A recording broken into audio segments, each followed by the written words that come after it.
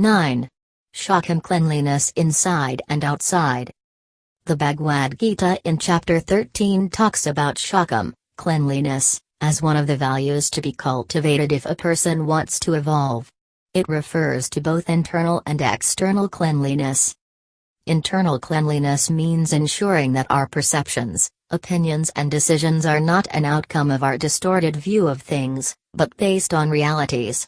This may sound easy, but in practice requires us to be rigorous in examining the validity of our ideas and thoughts, ensuring that we look at situations in their entirety, without getting carried away with our partial or erroneous perceptions and opinions, which, in turn, lead to misguided actions.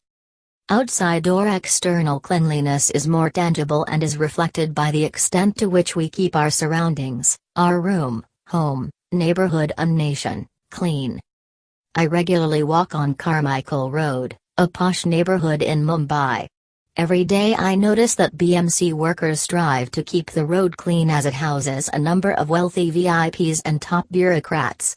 In spite of their commendable effort, to my distress, I regularly see dogs defecate both on the road as well as on sidewalks, as dog owners send their pets for a walk and the walkers do not bother cleaning up behind them.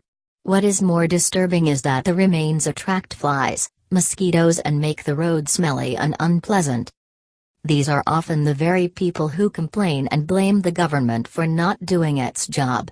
We convince ourselves that the system is not efficient and is corrupt. However, we fail to see that an unclean road is the outcome of a dereliction of duty on our part rather than inefficient BMC workers.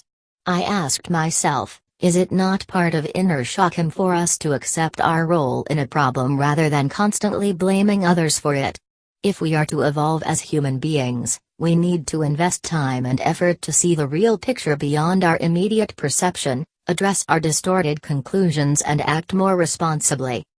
I thought to myself that one of the reasons for people being oblivious to their role in creating a mess on the roads could be that they never walk on these roads as they travel in the comfort of air-conditioned cars that zoom past.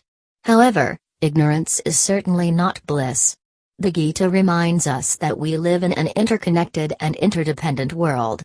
The complex web of things are organized in a way that our actions not only affect others but eventually come back to ourselves.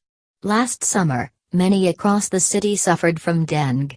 The residents of this road were also not spared in spite of their well-insulated, air-conditioned homes and cars. I am convinced that nobody can escape the consequences of actions. There are seemingly imperceptible connections between our actions and their consequences. I believe that we have a choice, either to continue to violate the value of both inner and outer Shaucham or to be more responsible. The Gita reminds us that ignoring such values comes with its own cost that is detrimental to everyone's well-being. We should aim to follow enlightened self-interest. This is just one issue, but the idea of Shaucham can apply to every perception, decision and action we perform in our lives. Post your comments at speakingtree.in.